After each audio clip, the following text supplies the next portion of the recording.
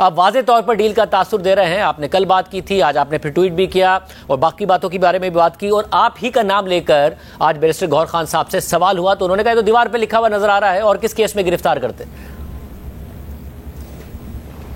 शाहद साहब मुझे 2 मिनट दे दीजिएगा, मैं बहुत दूर माजी में नहीं जाऊंगा, सिर्फ 2 मिनट दे दीजिएगा ताकि पाकिस्तानी कौम को आपके तवज्जो से पता चल जाए। डी चौक पे प्रोटेस्ट किया गंडापुर साहब ने अनाउंस, वो वहाँ के बजाय केपी के चले गए हाउस में और वहाँ से गाड़ी की डिग्गी में बैठे गायब हो गए, घूम गए, जैसे हमेशा गुम हो जाते हैं सारे। और फिर उसके बाद नमूदार हो गए अगले दिन।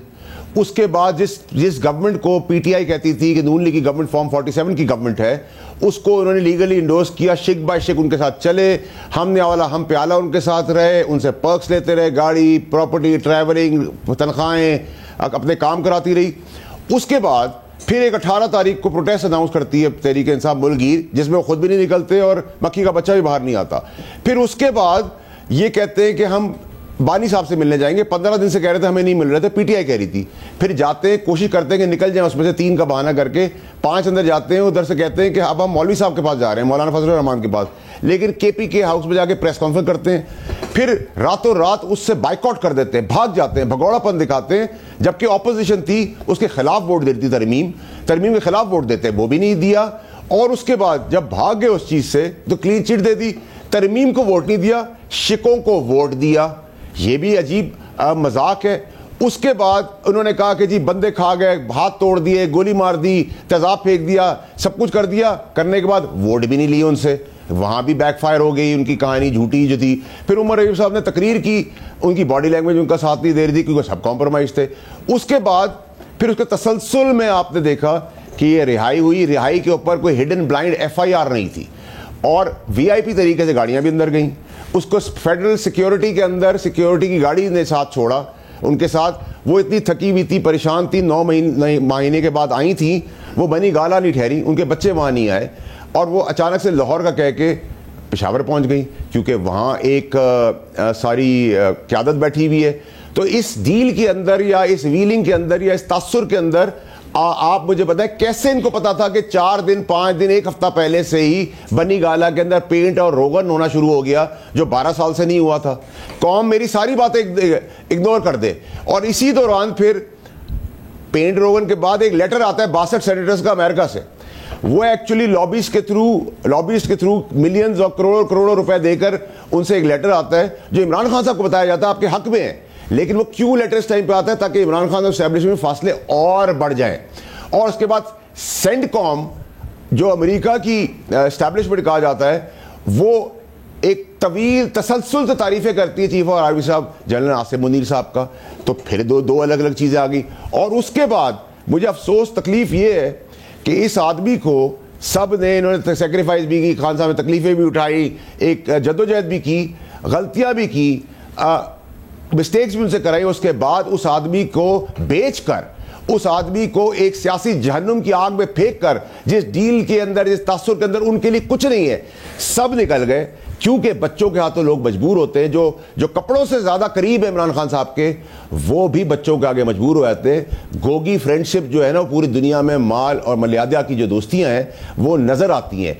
फिर आप 62 सेनेटर्स को उछालते हैं कि उन्होंने खत लिख दिया, तो भाई हम 64 सेनेटर कल खत लिख देते हैं कि अमेरिका अपनी ग्वांटानामो बे की जो जेल है उसमें सारे आदमी छोड़ दे, उससे क्या फर्क पड़ता है? मगर और दूसरा, आप तो इन्हीं के कहने पे, शाहज़ाद साहब एक मिनट, इन्हीं के कहने पर पीटीआई से मुलाकात खान साहब की पीटीआई के लोगों ने बंद करवाई थी और आज भी अपनी इनकी बहनों को भी रोक रही है कि इमरान खान साहब की बहनें रिलीज ना करें। लेकिन आज के दिन मैंने अपनी जो भी बसात है छोटी मोटी, अपना जोर पूरा लगाऊंगा कि उनकी बहनें आ जाएं, क्योंकि वो अपने भाई से मुखलिस हैं।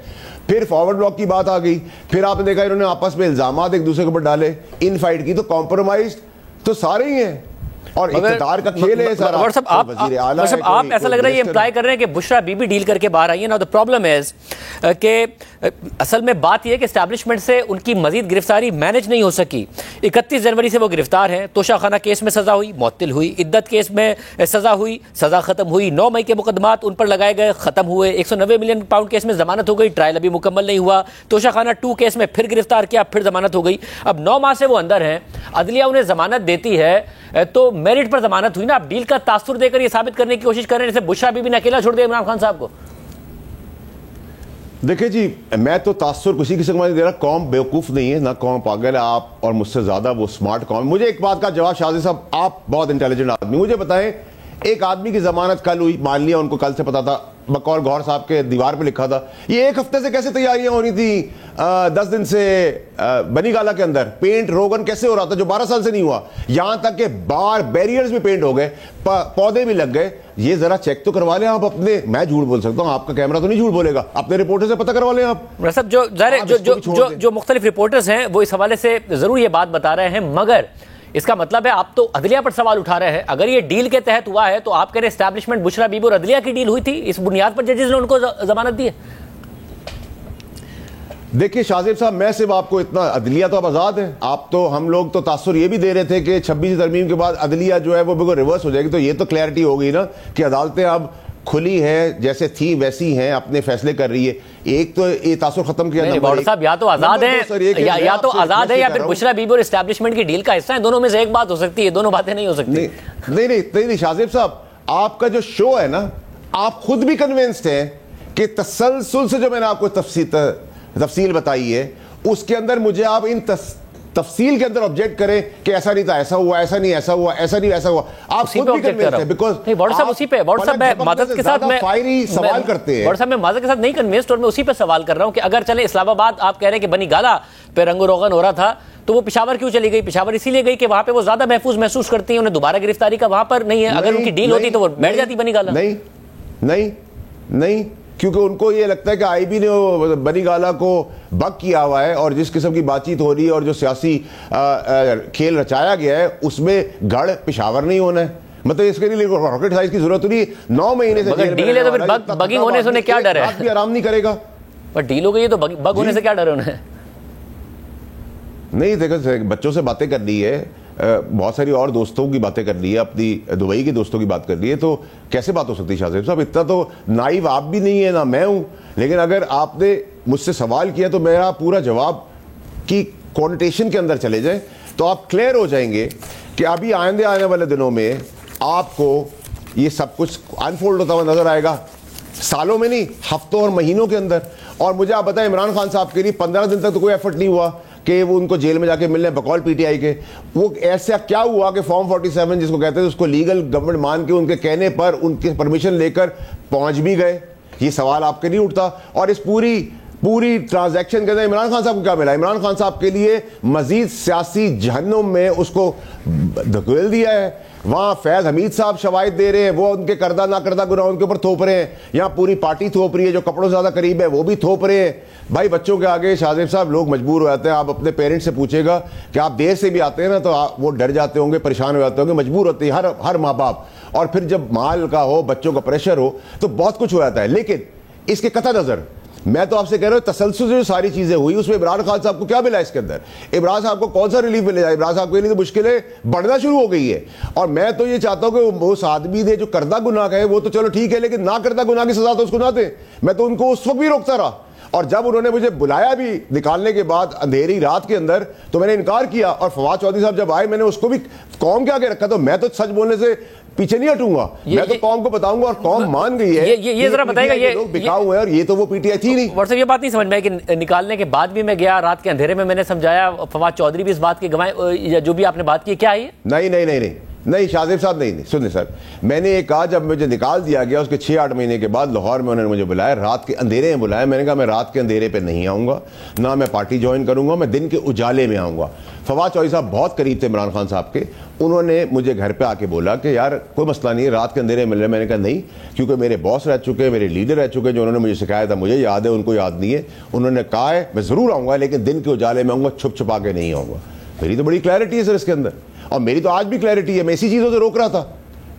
मगर आपने, अब जैसे आप मुलाकात की बात कर रहे हैं, अब आज मुलाकात के हवाले से भी जज साहब ने बड़ा स्ट्रेट ऑर्डर दिया कि इमरान खान साहब को यहाँ लेकर आएं और मुलाकात कराएं। यानी कि फिर हुकूमत मजबूर ही हुई ना कि इमरान खान साहब को इस्लामाबाद हाई कोर्ट में पेश करना पड़ेगा, पेश करेंगे तो कैमरे होंगे, इमरान खान साहब मंजर आम पर आएंगे। इससे बेहतर है कि मुलाकात करा दे। फिर सलमान अकरम राजा साहब, फैसल चौधरी साहब और शाहीन साहब की, शुएब शाहीन साहब की मुलाकात कराई गई। वो भी कोई डील तो ना हुई ना, वो भी अदालत ने मजबूर किया तो हुआ। सर फिर अदालत का अगला ऑर्डर भी जो मैंने आपके चैनल्स पे सुना है उसमें उन्होंने कहा कि 26 से रेगुलर होंगी मुलाकातें, ऐसा ही है? तो रेगुलर मुलाकातें तो होनी है ना कि अडयाला जेल में मुलाकातें तमाम कैदियों की बंद रहेंगी ताहयात। तो सर फिर मुझे कोई ख्वाब तो नहीं आया था सर कल के दिन के मैं ये भी बात कर दूं और आज उसका ऑर्डर निकल आए, तो इत्तफाक हसीन इत्तफाक यहाँ भी हो गया। तो कहीं तो सर मुझे मार्जिन दे देना कि मैं सच बोल रहा हूँ कौन से। सब आपके पास तो इंटेरोगेशन में फंसा आजकल के, सर मैं तो आपके आगे हाथ जोड़े खड़ा हो जाऊंगा क्योंकि मैं आपसे नहीं जीत सकता। सब आजकल के हालात में तो आपके पास मार्जिन ही मार्जिन है वार्डर साहब, मगर सिर्फ मसला ये हो रहा है कि आपकी जो प्रेडिक्शन है जब वो सही साबित होती है तो उसके साथ इंप्लाई ये हो रहा है कि सिर्फ 3 पार्टीज इन्वॉल्व नहीं है उसमें अदलिया भी इन्वॉल्व है कि अदलिया के जजेस जो इतनी सख्ती से अहकाम जारी कर रहे हैं वो भी आपको पहले से पता था, वो भी एक पूरा तय था।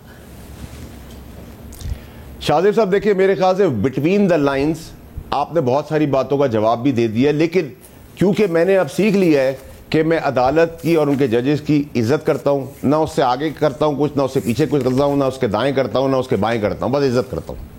ये मेरा जवाब होगा सर। बस अब अगर फिर साथ में भी बताइए कि ऐसा है कि ज़ाहिर इस्टेब्लिशमेंट का इस हुकूमत का एक ऑब्जेक्टिव था, वो थी आइनी तरमीम कराना, चीफ जस्टिस की तैनाती, आइनी अदालतें, ये सारे के सारे मामला थे। खौफ पैदा हो गया था अगली तैनाती से, तहरीक इंसाफ को एक उम्मीद पैदा हो गई थी उस तैनाती से। ये ऑब्जेक्टिव अचीव हो गए तो खुद इस्टेब्लिशमेंट भी टेम्परेचर नीचे लाना चाहती है, इसलिए मामला को ठीक करना चाहती है। देखिए सर, ना तो ये 26वीं तरमीम कोई आखिरी तरमीम है। अब तारीख पे तारीख नहीं होगी, अब तरमीम होगी तरक्की होगी, तरमीम होगी तरक्की होगी। यही मैंने आपको बहुत पहले बता दिया है। ना कोई डील ऑफर हो रही है इमरान खान साहब को एस्टेब्लिशमेंट की तरफ से, ना कोई डील है। तो इसके अंदर जो डील है और ढील है वो सब कुछ माइनस इमरान खान सबके लिए है। और फॉरवर्ड ब्लॉक भी आपको नजर आता हुआ नजर आएगा। इसमें कोई, आप जब अगले शो पे इंशाल्लाह बुलाएंगे तो आप कहेंगे ये भी आपने कहा था, आप फिर क्रॉस क्वेश्चन करेंगे, मैं अगली आपको प्रेडिक्शन दे दूंगा।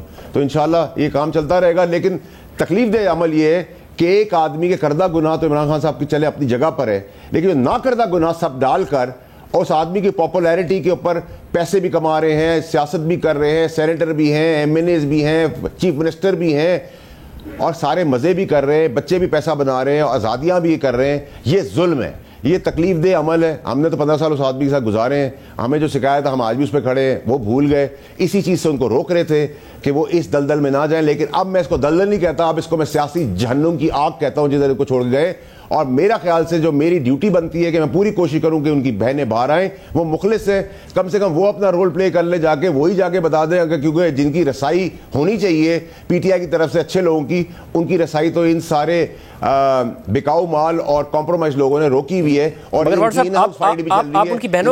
आप उनकी बहनों का कह रहे हैं, मगर इमरान खान साहब का जो सबसे ज्यादा ट्रस्ट है वो बुशरा बीबी पर है। पार्टी के अंदर जो लीडरशिप पर शक था लोगों का वो ये था कि इमरान खान साहब से पता नहीं अंदर क्या बात होती है, बाहर आके क्या बताते हैं। लीडरशिप पर ट्रस्ट नहीं हो रहा था, प्रोटेस्ट की कॉल के हवाले से ट्रस्ट नहीं हो रहा था। जब बुशरा बीबी बाहर हैं तो आप जो फॉरवर्ड ब्लॉक की बात कर रहे हैं उसके इम्कान तो कम होते हैं ना, क्योंकि एक ऐसी शख्सियत बाहर आई है जिस पर इमरान खान का भरोसा है, वो जो बोलेंगी तो शायद कारकुन भी भरोसा करें।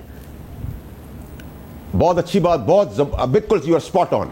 इमरान खान साहब की पहली थपकी, पहला एतबार, सब कुछ जो है, क्योंकि उनको पता है उनकी पार्टी के लोग बिकाऊ हो चुके हैं, भाग चुके हैं, बेच चुके हैं उनको, वो बिल्कुल अपनी बेगम को करेंगे टेम्परेरी तौर पे। लेकिन जब बेगम आएंगी बीच में, पीछे से भी आएंगी, तो एक जो उस सब हिस्से का, प्रोसेस का हिस्सा है और उस शान और शौकत का और मज़ों का जो हिस्सा है वो एक तरफ होगा, बहन एक तरफ होगी, पुरानी पीटीआई एक तरफ होगी, नई पीटीआई एक तरफ होगी, लॉयर्स वाली पीटीआई एक तरफ होगी और एक जीरक सियासतदान भी एक तरफ होगा।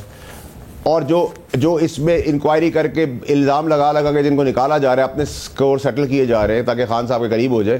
तो अभी तो मैं आपको हफ्तों और महीनों की प्रेडिक्शन कर रहा हूं, मैंने सालों की प्रेडिक्शन तो नहीं की, और अल्लाह ने चाहा तो ये भी इंशाल्लाह बात ठीक होगी। लेकिन तकलीफ दे अमल है वो ये कि ना करदा गुनाहों की सजा और जहन्नुम की आग जो है सियासी तौर पर, वो इमरान खान साहब का जुल्म, बर्बरियत उनके अपने लोग और उनके कपड़ों से भी ज्यादा करीब लोगों ने की।